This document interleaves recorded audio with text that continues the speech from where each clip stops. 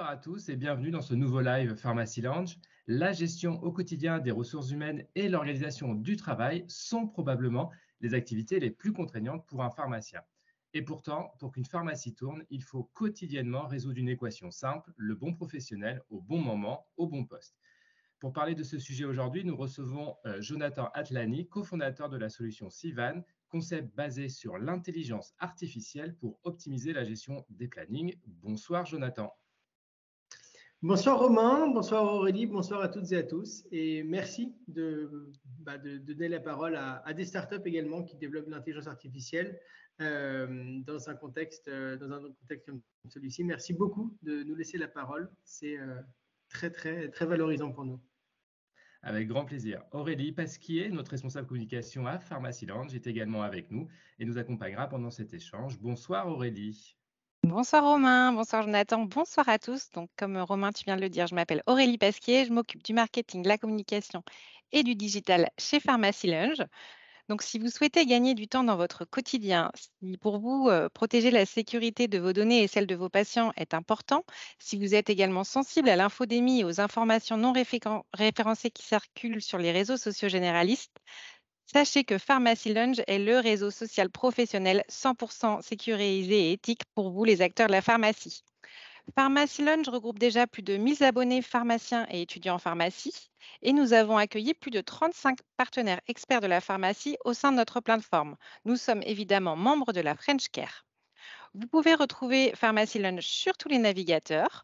Nous proposons des fonctionnalités apparentées aux réseaux sociaux généralistes avec la confidentialité en plus. L'usage reste donc simple et intuitif. Pharmacy Lounge, c'est aussi comme aujourd'hui l'organisation d'événements sur des sujets d'actualité pour vous accompagner au quotidien dans votre métier. Je laisse tout de suite la parole à Romain Lecointre, lui-même pharmacien, pour animer l'échange. Je vous souhaite un excellent webinaire et vous invite à rejoindre votre communauté sur Pharmacy Lounge pour notamment continuer l'échange avec Sivan après le webinaire. À tout à l'heure. Merci Aurélie pour cette présentation. Alors Jonathan, commençons d'emblée. Pourquoi avez-vous ciblé comme premier secteur la santé pour lancer votre application? C'est très simple. Je viens d'une famille de professionnels de santé. Ça veut dire que mes deux grands-parents étaient pharmaciens, que mon père et ma mère sont médecins, que ma femme est médecin, que son père est radiologue, que sa mère est dentiste, que mes cousins, cousines sont dentistes, biologistes, radiologues, pharmaciens, etc. Et du coup, dans la digne lignée, j'ai décidé de faire une classe préparatoire, une école de commerce, une licence d'histoire et une école d'ingénieur. En gros, de tout faire sauf de la santé. Et j'ai créé une première entreprise qui existe toujours, qui s'appelle Cortex IT. Et en fait, un jour, c'est la personne qui a repris la pharmacie de mon grand-père qui est venue me voir et qui m'a dit écoute, Jonathan, j'ai un gros problème. La RH, ça ne m'intéresse pas, je le fais mal, c'est pas mon travail, c'est extrêmement chronophage. Toi, tu es ingénieur, développe-moi un logiciel qui pourra le faire. C'est un peu le toi, tu es jeune, répare-moi la télécommande. Lui, c'était toi, tu es ingénieur, développe-moi ce logiciel-là. Et en fait, on a fait une V1, une V2, une V3, etc. Et puis petit à petit, au bout de la V17, il m'a dit attends, mais ça pourra aussi intéresser mon comptable, donc intègre les variables de paye, ça pourra intéresser mon juriste, intègre la convention collective, etc. etc. Et aujourd'hui, au bout de la version 135, eh bien, on a plus de 800 clients dans 5 pays différents. Et on s'est développé. C'est devenu une entreprise à part entière qui va très, très bien.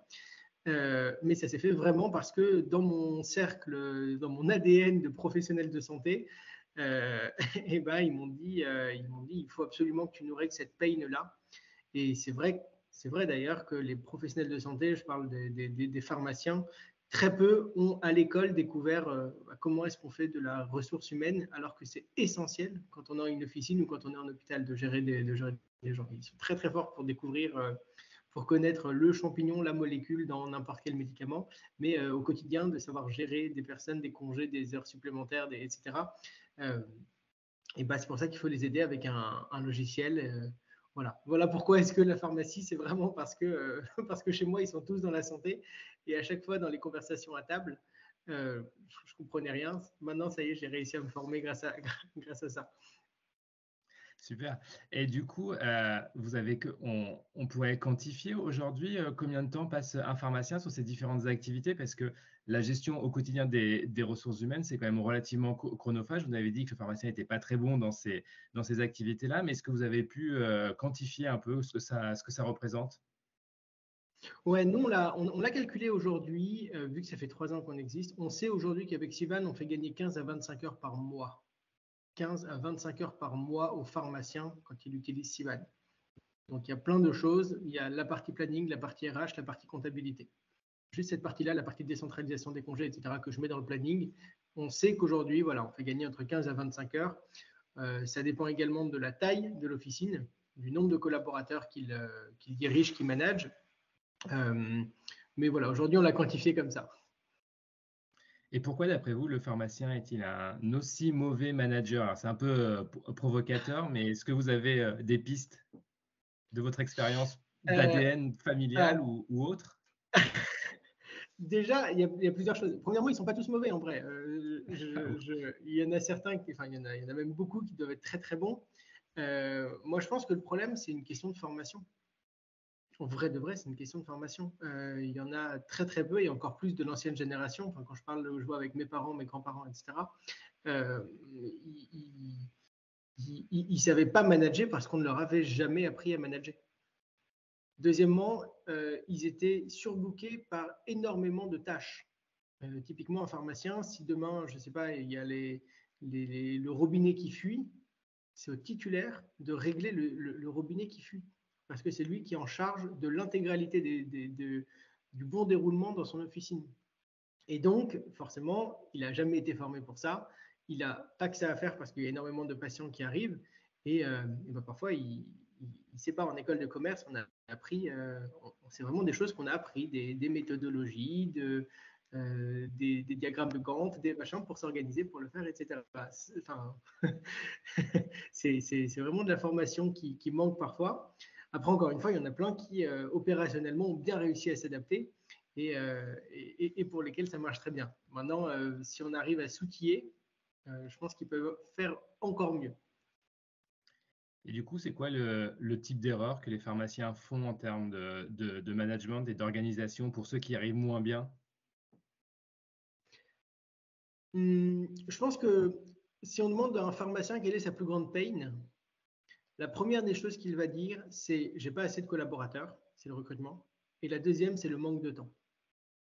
Et du coup, si on combine ces deux facteurs, euh, on arrive très très vite à une solution de je ne sais pas quand positionner mes collaborateurs parce que en fait je suis en sous-effectif.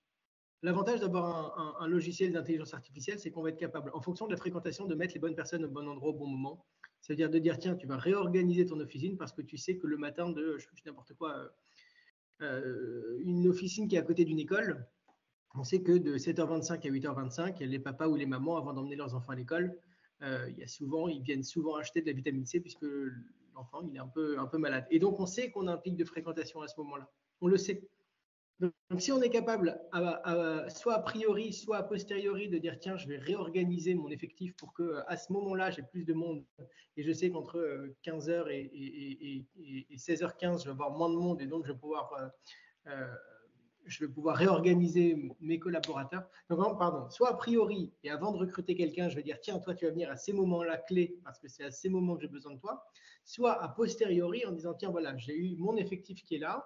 Je sais que j'ai des pics de fréquentation à certains moments et donc je vais réorganiser l'intégralité de mes collaborateurs pour essayer de fluidifier au mieux le flux patient en fonction des fréquentations. Aurélie, je vois qu'on a une question dans le chat. Oui, tout à fait. Jonathan, pour vous, pourquoi la santé Oui. serait-ce différente des autres secteurs? C'est une très bonne question. Pour moi, vous avez compris, j'ai pas eu le choix de commencer par la santé. Sinon, c'était les premières personnes qui m'ont dit bon, bah, tu as un logiciel, je vais le prendre parce que j'ai un besoin. D'ailleurs, c'est eux qui m'ont dit c'est mon besoin, donc maintenant tu me l'implémentes. Deuxièmement, je pense que c'est très important que la santé, ça reste un secteur un petit peu à part. dans le sens où aujourd'hui on décompte une vacation pas de la même manière qu'on décompte d'autres heures de travail. Et puis les professionnels de santé, ils ont quand même un vrai impact dans la société. On ne parle pas de la même manière à un pharmacien qu'on parle à un directeur marketing, qu'on parle à un responsable commercial, etc. C'est vraiment quelque chose qui est un peu à part.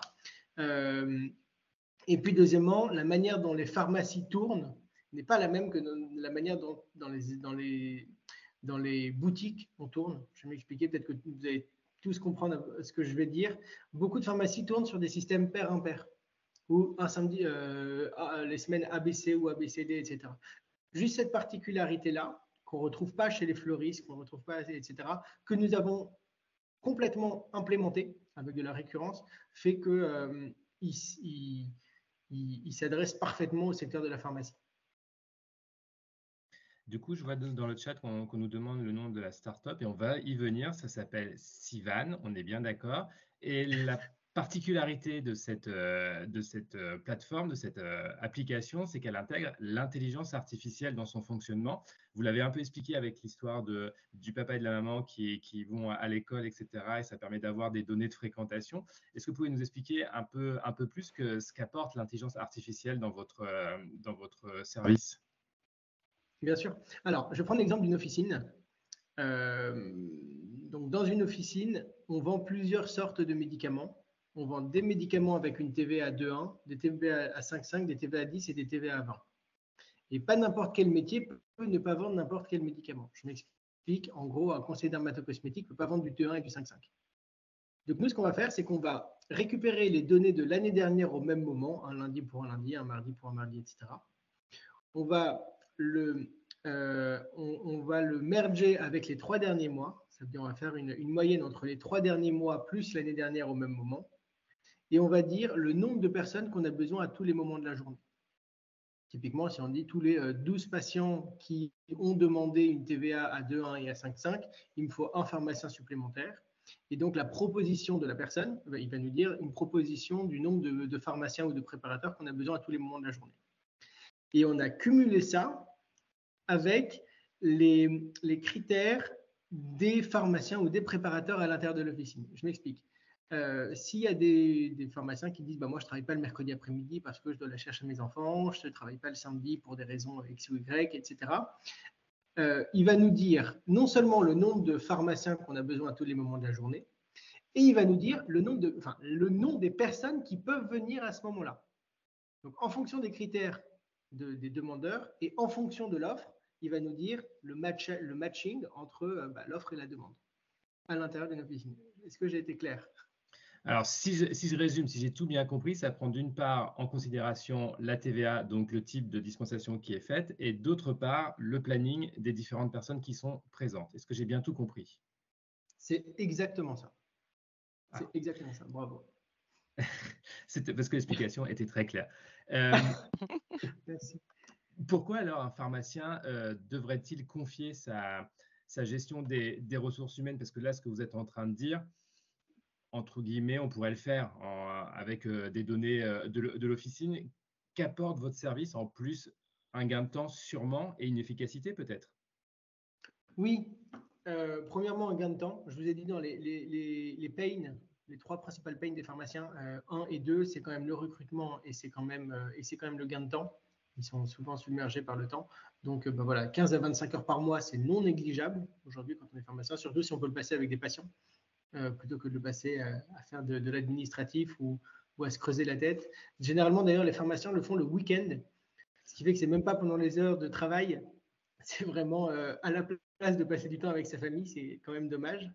Et deuxièmement, encore une fois, aujourd'hui, on ne pourra pas augmenter le nombre de numerus clausus en France, où ça va être compliqué. Donc, si on arrive à mieux s'organiser et être plus efficace avec ce qu'on a, eh bien, ça va déjà enlever aussi une seconde épine du pied. Voilà. Après, il y a une troisième chose qui est importante, qui ne doit plus être un gros mot, c'est la partie performance.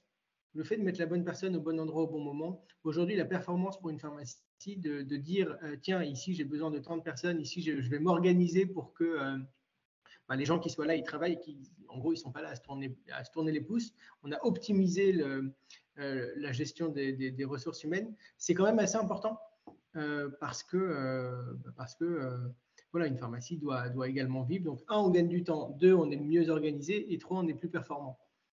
Donc, en vrai, il y a un intérêt quand même triple à ce niveau-là. Est-ce que parmi vos clients, vous pouvez nous faire un peu des retours d'expérience pour bien nous montrer le plus qu'apporte l'application? Bien sûr. Majoritairement, ils sont contents parce que ça leur fait gagner du temps et parce qu'ils se digitalisent. Je ne sais pas si vous êtes rentré, enfin, je ne sais pas si à l'hôpital ou en officine, la plupart des gens font encore le planning via un papier stylo.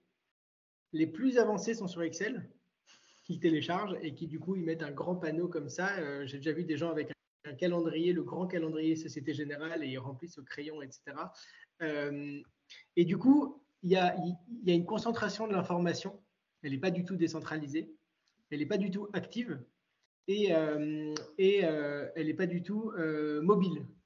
Elle est restée sur un endroit et les gens, etc. Donc, le fait que ce soit rentré dans le quotidien, même les collaborateurs sont très contents d'avoir leur planning à portée de main grâce à l'application mobile, par exemple. On sait qu'en moyenne, les gens consultent 5 à 10 fois par jour leur planning. C'est déjà arrivé qu'un collaborateur dise « Tiens, demain, à quelle heure je dois commencer ?»« Ah ben mince, je ne sais pas. Est-ce que c'est 9h, est-ce que c'est 10h ?» Là, il sort son smartphone, il sait parfaitement demain où on lui soumet une alerte, etc. Et juste pour ça, voilà, donc une digitalisation, digitaliser des choses qui sont encore en papier stylo, c'est toujours mieux. Deux, une information qui circule. Et trois, toujours même chose, le gain de temps, ils sont très satisfaits du gain de temps, vraiment. Aurélie, je vois qu'on a des questions dans le chat. N'hésitez pas, si vous souhaitez aborder un sujet, vous pouvez le faire via la conversation. Aurélie? Oui, tout à fait, Jonathan. Une question sur le digital, dont vous venez un petit peu d'aborder le sujet. Quel est le rapport au digital selon vous pour ces professionnels de santé? C'est pas les premiers à être les plus digitaux, je vous avoue. C'est pas voilà, les professionnels de santé, souvent, ils sont un peu réticents à utiliser le digital. Ils aiment bien perpétuer des traditions qu'ils ont déjà fait depuis longtemps. Maintenant, je trouve qu'ils comprennent assez rapidement l'intérêt. L'avantage, c'est que normalement, ils ont tous un LGO, donc ils ont tous une première aptitude au digital qui est le LGO, le logiciel de gestion d'officine. Et voilà, ils comprennent assez bien l'intérêt. Maintenant, évidemment, il faut les convaincre, il faut leur dire on y va, etc. Mais assez paradoxalement, si je prends un exemple, je sais qu'on a d'autres concurrents qui sont plutôt sur les restaurateurs, etc., qui n'ont pas forcément fait, les restaurateurs n'ont pas forcément fait une école de cuisine, il y en a beaucoup qui ont fait une école de commerce, et donc ils ont une appétence au digital qui est parfois plus forte. Après, les pharmaciens, étant donné qu'ils sont, si on leur explique ou on leur démontre par A plus B qu'ils ont du temps à gagner, ils sont quand même très ouverts à la conversation. Je vois qu'on a une autre question, Aurélie. Oui, tout à fait. Une question sur les chiffres, Jonathan. Quel est le nombre de pharmacies utilisatrices de Sivan, votre solution? Aujourd'hui, on a à peu près 600-650 pharmacies qui utilisent Sivan. Et est-ce que vous, pardon Romain, est-ce que vous Oui. savez plus sur les officines ou les hôpitaux? Vous pouvez nous en dire plus sur ces chiffres? Alors oui, bien sûr, on a les deux. On a les deux. Je crois qu'on a en hôpital. Alors, c'est pas un hôpital, c'est l'Institut Gustave Roussy. Par exemple, on travaille avec l'Institut Raphaël. On travaille donc qui ont des parties pharmacie. On travaille et puis sinon on a majoritairement, on a aussi beaucoup d'officines. Mais que ce soit encore une fois, que ce soit les officines ou que ce soit les hôpitaux, les plannings, c'est un gros carré blanc qu'on a imprimé avec plein de couleurs dont les gens viennent avec un stylo, barre, rature et viennent avec du Tipex, etc. Et ça fait des choses qui ne sont pas forcément très compréhensibles. Et combien de fois on a vu à l'hôpital ou n'importe où des erreurs de personnes qui devaient venir, qui ne devaient pas venir, etc. parce qu'ils l'ont mal lu, que c'était mal écrit, que ah bah mince, désolé, je t'ai pas vu, tu étais surligné en vert et j'ai cru que c'était surligné en bleu. et, et chacun n'a pas son propre compte, son compte utilisateur sur lequel il a une vision parfaitement claire de ses horaires, des horaires avec qui il va travailler, etc. Même chose en officine, encore une fois. En plus, il y a une obligation d'affichage des plannings. Donc, on est obligé de l'afficher, ce planning-là, légalement.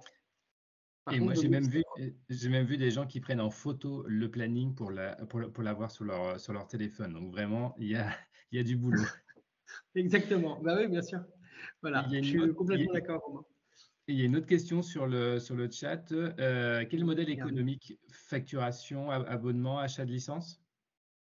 Ça marche. Bonne question, Hélène. C'est ce qui s'appelle une solution SaaS, Software as a Service. Ça veut dire que vous payez tous les mois. Qu'est-ce que ça veut dire que vous payez tous les mois? Ça veut dire qu'à chaque fois qu'on va faire de nouvelles fonctionnalités, on va directement les implémenter. Ça veut dire quoi? Vu qu'on a intégré la convention collective, imaginons que typiquement dans une pharmacie, on n'a pas le droit de travailler moins de 3 heures par jour. Imaginons que demain, on dise qu'à partir du 1er juin ou du 1er mai, voilà, encore plus facile, le temps minimum de travail est de 4 heures par jour. Et ben nous, on va faire la mise à jour sur notre logiciel et étant donné que vous payez tous les mois, eh bien la mise à jour va se faire automatiquement et ça n'aura aucun impact pour vous. C'est la même chose. Avant, quand on achetait une licence Microsoft, par exemple, on l'achetait une fois et peu importe ce qui se passait, vous l'avez une fois, ça ne bougeait pas. Là, aujourd'hui, vous payez un abonnement, ce qui fait que quand il y a des mises à jour, on met à jour automatiquement le logiciel et c'est exactement la même chose que l'on fait avec Sivan. Et si la législation évolue, si on sort de nouvelles fonctionnalités, on a une nouvelle fonctionnalité, la partie proposition de créneau, par exemple, c'est-à-dire qu'est-ce qui est disponible de telle date à telle date, ça fait une proposition intelligente, etc.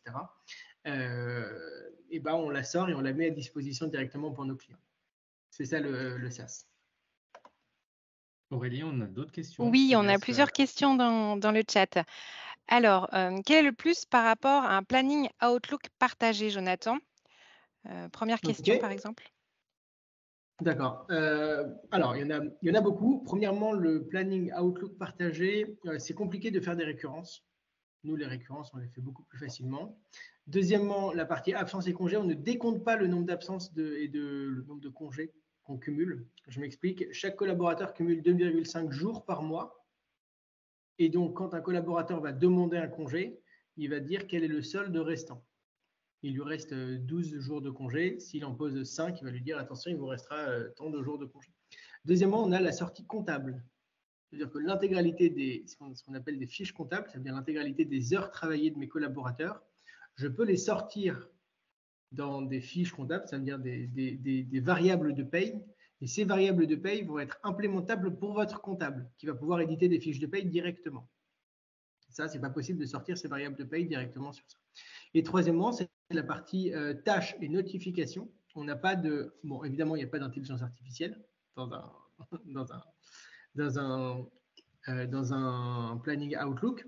Et puis, on n'est pas capable d'avoir cet outil de performance, de savoir est-ce que je suis bien staffé, est-ce que je ne suis pas bien staffé, combien de personnes sont là, combien de personnes ne sont pas là. Les congés, les absences ne sont pas d'une couleur différente et je ne peux pas vraiment y jouer. En fait, il n'est pas fait pour. Il n'est vraiment pas fait pour. Il faudrait que je vous le montre pour que vous voyez. C'est pas la même chose, vraiment. Si demain, je sais pas, si demain Nintendo fait des téléphones portables, c'est pas son travail, pas sûr qu'il y réussisse. Par contre, si Apple continue de faire des téléphones portables ou si Samsung continue de faire des téléphones portables, ça a du sens. Je vois qu'on a d'autres questions, Aurélie. Oui, bien sûr. Est-ce qu'il est possible de partager les plannings des collaborateurs pour les pharmacies hospitalières? Oui, bien sûr. De partager. Alors, oui, je ne sais pas si j'ai bien compris la question, mais est-ce que ça veut dire que j'ai un collaborateur qui travaille à la fois sur une officine et en même temps sur un hôpital? Ça veut dire, est-ce que c'est ça la question? C'est ce qui s'appelle de l'interopérabilité du personnel, ou bien est-ce que je me perds complètement? Non, je pense que c'était plus pour des collaborateurs qui travaillent, par exemple, ensemble dans un hôpital. Est-ce qu'ils peuvent checker le planning de leurs collègues, finalement? Oui, J'imagine que c'est ça. C'est exactement ça. Alors, dans ce cas, oui, il n'y a aucun souci. En fait, on peut paramétrer le compte que va avoir le collaborateur. Ça veut dire, on peut lui dire à quoi il va avoir accès, à quoi il ne va pas avoir accès. Et par conséquent, si on lui dit il peut avoir accès au planning général, il aura accès au planning général. OK. Merci pour cette réponse. On a une question aussi également très concrète. Comment s'interface votre solution avec des solutions informatiques, notamment comme les LGO dont vous avez mentionné tout à l'heure l'existence? Alors, on travaille avec des LGO partenaires, donc typiquement SmartRx, le LGO de chez CGDIM, sur lequel on est directement implémenté. On est en cours avec LGPI, et puis on est en cours, du coup, on est en train de faire des partenariats avec WinPharma, etc. Donc ça, c'est pour directement intégrer sur le LGO. C'est-à-dire que sur le LGO, il y a une partie gestion des plannings, on clique dessus et ça ouvre directement Siemens. Pour les autres logiciels hors LGO, comme je l'ai dit, la partie récupérer les données, on est interfacé avec le GS, avec Pharma Nuage, avec Office Santé. Et puis, on est en train de rajouter une autre fonctionnalité pour la partie recrutement, avec notamment 24/7, on a signé. On est en train de le faire avec Omedo. Donc, en fait, c'est de dire, voilà, ici, j'ai vu que j'avais une pénurie de collaborateurs. Qu'est-ce que je fais?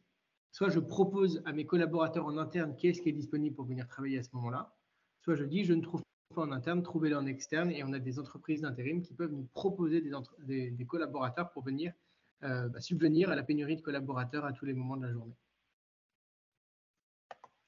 On a d'autres interrogations sur le chat, Aurélie? Alors, on a des remarques plutôt. On a un participant qui nous dit que vouloir faire travailler les collaborateurs à la carte, c'est utopique. Peut-être, en tout cas, ça marche chez certains. Et d'ailleurs, ils y voient parfois l'intérêt de dire, écoute, demain, est-ce que tu peux venir de 9h à 13h et de 15h à 18h? Même pour toi, tu vas pas être ici à te tourner les pouces, etc. Donc, encore une fois, c'est toujours la même chose, a priori ou a posteriori. A priori, quand vous savez que vous avez une pénurie de collaborateurs à certains moments et que vous recrutez quelqu'un, vous recrutez un étudiant, vous recrutez un apprenti, enfin bref, quelqu'un, vous lui dites, tiens, voici les horaires que tu vas voir parce que je sais que c'est à ce moment-là que j'ai besoin de toi. Donc, si c'est clair dès le début, c'est absolument pas utopique parce qu'on s'est mis d'accord sur le début. Par contre, quand c'est a posteriori, il peut comprendre. De toute façon, vous allez avoir ce besoin-là. Si vous ne faites rien, ça va rester comme ça. L'objectif, c'est de dire, voilà, ici, j'ai vu qu'il y avait un petit pic de fréquentation le samedi parce que voilà, c'est un jour de marché, ou le mercredi après-midi, j'ai vu que c'était un jour de marché, donc j'ai une augmentation de ma fréquentation. Est-ce que ça te dit de venir à ce moment-là et de commencer un peu plus tard, de commencer un peu plus tôt? Le fait d'avoir cette information, ça va vous permettre d'agir derrière. Après, honnêtement, ça marche pas. Au moins, vous avez cette information-là et vous pouvez lui demander. Parce que actuellement, si vous ne la lui demandez pas, vous allez être en pénurie. Les tableaux de service sont obligatoires à l'hôpital et chacun connaît la présence de l'autre. C'est juste. C'est pour ça qu'il y a l'affichage des plannings et c'est pour ça que sur le smartphone, vous pouvez dire, tiens, afficher le planning général de tout le monde. Je crois qu'on a fait le tour, Aurélie. Est-ce qu'on conclut ce live pour respecter les horaires? Ah, il y a encore une question. Oui, encore une question et une deuxième qui arrive aussi dans le chat. Votre solution est-elle présente dans certaines pharmacies à usage intérieur, PUI, à l'hôpital? Alors, je vais pas mentir, je vais dire la vérité, je ne sais pas ce que c'est pharmacie à usage unique, PUI. Est-ce que vous pouvez me dire ce que c'est, Romain ou Aurélie? Alors, moi, je vais vous dire, du coup, c'est les pharmacies qu'il y a alors pas que dans les hôpitaux, ça peut être aussi dans les structures privées ou les ESPIC. Donc, c'est une PUI, c'est la pharmacie à usage intérieur. C'est la pharmacie qui est dans les établissements de santé. Ok. Vous avez cité Gustave Roussy tout à l'heure, c'est ça? Oui, exactement. Donc, donc Gustave Roussy, c'est exactement ça. C'est-à-dire qu'ils ont un coin pharmacie au -1 sur lequel ils ont, je crois, une vingtaine de collaborateurs qui sont dedans et ils s'organisent comme une squad en fait. Donc oui. Est-elle présente dans certaines PUI à l'hôpital? Oui. La réponse est oui. Et une dernière question plutôt portée sur l'avenir, à long terme, plus long terme, comment évoluera la santé en France selon vous d'ici 5 à 10 ans, Jonathan? Ah, c'est une très bonne question. Alors, je n'ai pas de boule de cristal. Maintenant, il y a un phénomène qui est assez puissant. Donc, je sais qu'on en parle depuis de très longues années, le regroupement de pharmacies pour certains titulaires. C'est arrivé pour les laboratoires d'analyse médicaux, c'est en train d'arriver pour les centres médicaux radiologiques, c'est en train d'arriver pour les centres dentaires qui sont en train de se regrouper. Je ne sais pas comment ça va évoluer puisque les pharmacies, il y en a beaucoup plus que les médicaux, centres dentaires, etc. deux choix. Soit ils vont rester indépendants et chacun aura sa propre pharmacie, soit au contraire, ils vont se regrouper et vont arriver les fonds de pension, etc., sur lesquels ça va complètement changer la donne. Parce que c'est déjà le cas dans certains autres pays. À voir comment ça va évoluer. Mais il y a une alerte à se mettre en tout cas. C'est mon avis, qui n'engage que moi, mais je le remarque avec d'autres clients. Merci beaucoup, Jonathan. Je crois qu'on va conclure ce live pour respecter le timing qu'on s'était fixé. Jonathan, où peut-on en savoir plus sur votre application? Où peut-on vous retrouver? Bien sûr, vous pouvez me retrouver donc sur sivan.io, sivan.io. Vous pouvez évidemment sur Pharmacy Lounge, évidemment. Donc sur Pharmacy Lounge, le réseau social spécialisé pour les pharmacies, je vous le conseille, on a notre compte à l'intérieur, ou bien sur notre site internet sivan.io, sivan.io. Et puis vous faites demander une démo, ça va vous prendre 20 minutes, et à la fin des 20 minutes, vous verrez vous me direz ce que vous en pensez. Donc, on l'a bien noté, disponible aussi sur votre lounge sur Pharmacy Lounge pour poursuivre l'échange. Merci beaucoup, Aurélie, encore une fois, pour votre participation et vos questions. Merci à vous. Et merci à tous. Bonne À soirée, très au revoir. bientôt.